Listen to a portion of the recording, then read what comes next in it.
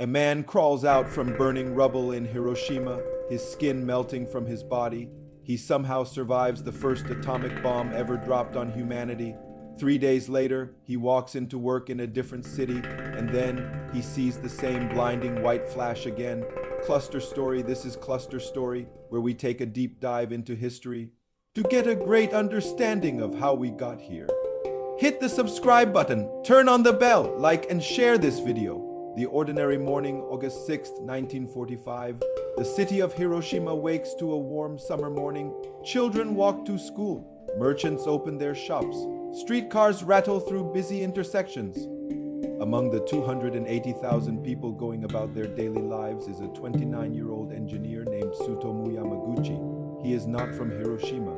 He lives in Nagasaki, nearly 200 miles away. But his company, Mitsubishi Heavy Industries, has sent him here on a 3-month business trip. Today is his last day. His work is complete.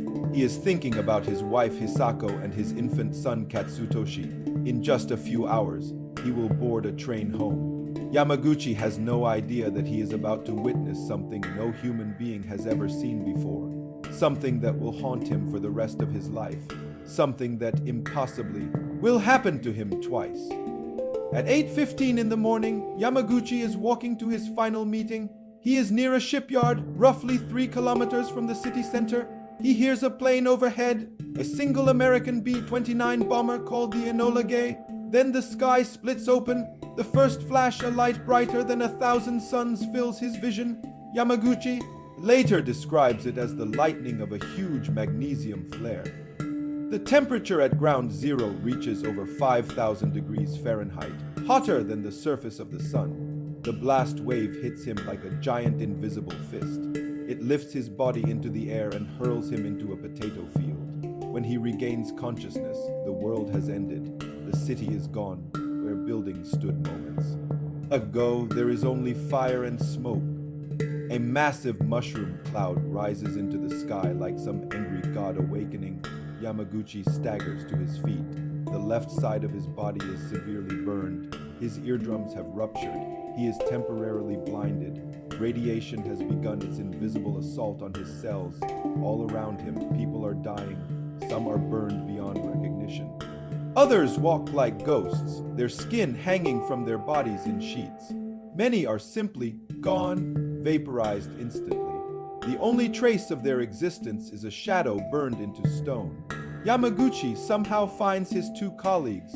Miraculously, they have also survived. Together, the 3 men spend a night of pure horror in the devastated city, surrounded by flames and the screams of the dying. The next morning, August 7th, they learn that trains are still running on a track outside the city. They make a decision that will become the most fateful journey in human history. They decide to go home to Nagasaki. The impossible journey. Think about this for a moment. You have just survived the most destructive weapon ever created. Your skin is burned. You can barely hear. You have witnessed the deaths of tens of thousands of people, and you are about to board a train heading directly toward the next atomic bomb. The journey takes all night. Yamaguchi is in agony. His burns are severe. He has no real medical treatment.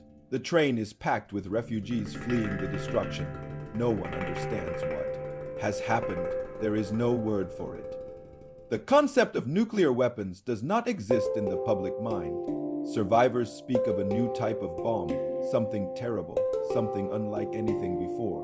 On August 8th, Yamaguchi arrives home in Nagasaki. His wife barely recognizes him. His burns have become infected. He is wrapped in bandages, fevered, weak, but he is alive. His family is alive. Perhaps the nightmare is over. He has no way of knowing that an American B-29 bomber called Boxcar is being loaded with a second atomic bomb.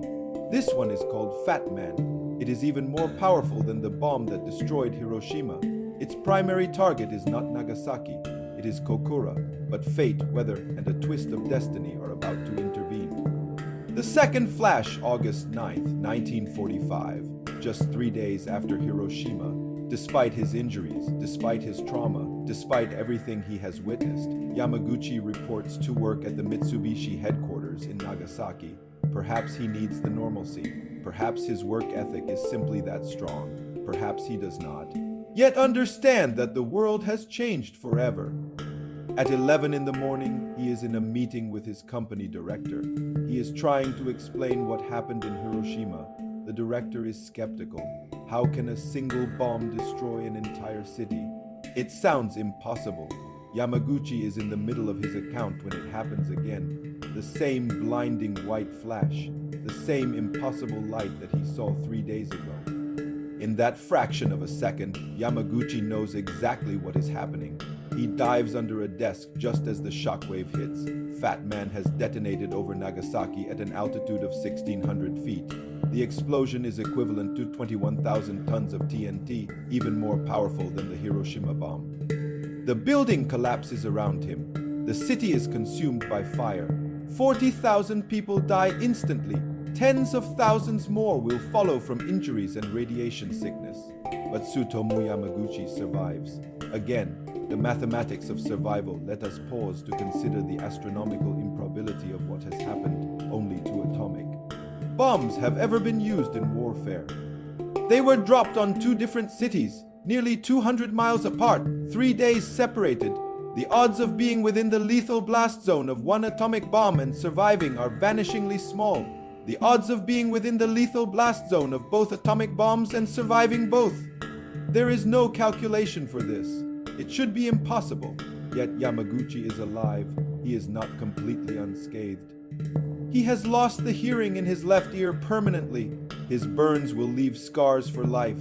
The radiation exposure will cause health problems for decades, but he is breathing. His heart is beating. And somehow, his wife and son have also survived the Nagasaki blast. How? How does one man experience both atomic bombings and live to tell the story? The answer lies in a combination of distance, timing, and what can only be called cosmic luck.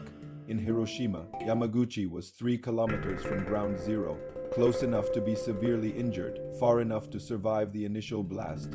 In Nagasaki, he was in a reinforced office building, the desk heat of underprovided minimal protection. But the building's structure absorbed much of the shockwave. But perhaps the most important factor was simply this: he survived long enough to tell his story. The silent decades after the war, Yamaguchi did something that many survivors did.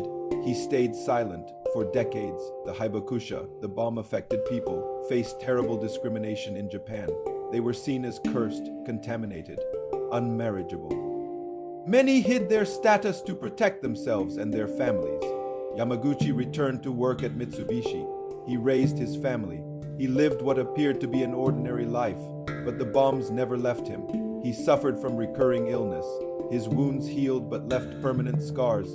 The psychological trauma of witnessing 2 nuclear holocausts cannot be measured. He had nightmares. He saw the faces of the dead. He heard the screams of the dying. The flash of bright light would trigger panic attacks for the rest of his life. And yet he remained silent. It was not until his later years that Yamaguchi began to speak about his experiences. Something had changed in him. Perhaps it was age. Perhaps it was the understanding that his story would die with him if he did not share it. He became an advocate for nuclear disarmament. He wrote poetry about his experiences. He gave speeches and interviews, often breaking down in tears as he recounted the horror. In 2006, at the age of 90, he traveled to New York to address the United Nations.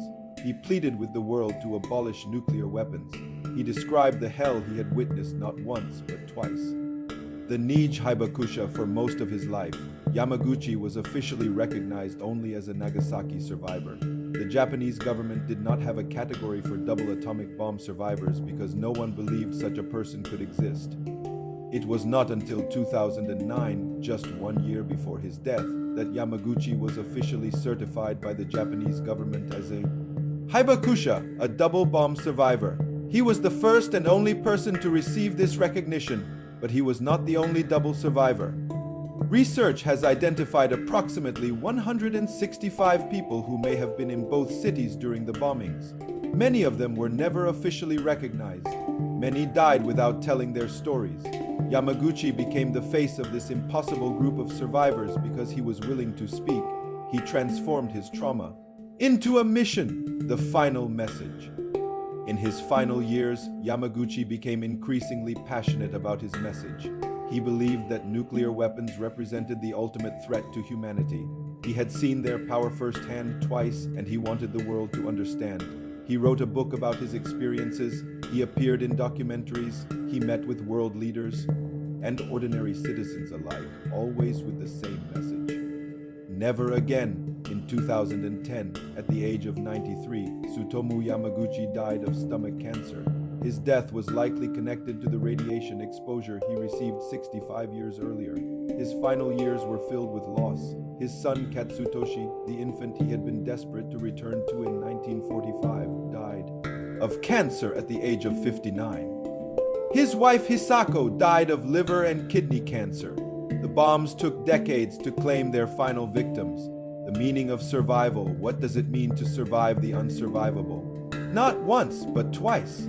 Yamaguchi often spoke about luck. He believed that some force, whether it was God or fate or simple chance, had kept him alive for a reason. That reason, he decided, was to bear witness. There are fewer and fewer hibakusha left each year. The average age of survivors is now over 85. Soon, there will be no one left who remembers the atomic bombings firsthand. When that day comes, humanity will rely on the testimonies left behind, the stories, the warnings, the desperate pleas for peace. Yamaguchi understood this.